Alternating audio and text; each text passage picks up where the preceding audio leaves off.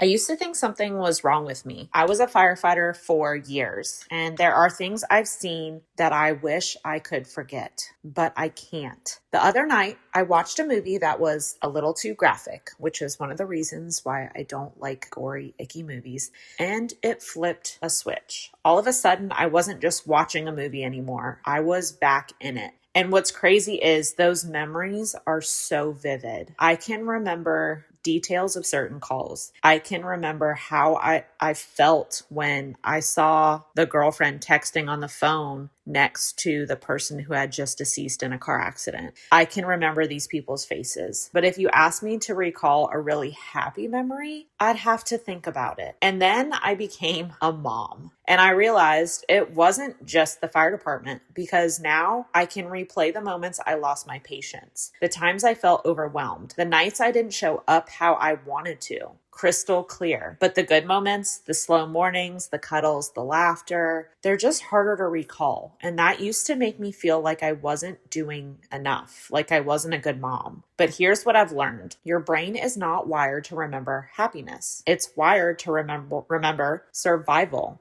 So the worst moments of your life, your brain goes, don't ever forget this. And if you've lived through trauma, it gets really, really good at holding on to those moments. But the good ones, the calm ones, the safe ones, your brain goes, we're good, moving on. And for moms, that survival mode doesn't look like a burning building. It looks like, am I doing enough? Am I messing them up? Why can't I keep up like all the other moms? Why am I so tired all the time? So your brain holds on to the overwhelm, the guilt, the moments you wish you handled better, because it thinks that's what will help you do better next time. But here's the part that changed everything for me. Your kids are learning how to experience life through you, not through your perfect moments, not through your worst moments, through what happens most of the time, through what gets repeated, through what gets repaired. Because your child's brain is being built in real time, they're not thinking, oh man, mom messed up today. They're learning, is the world safe? Am I safe? What happens when things feel hard?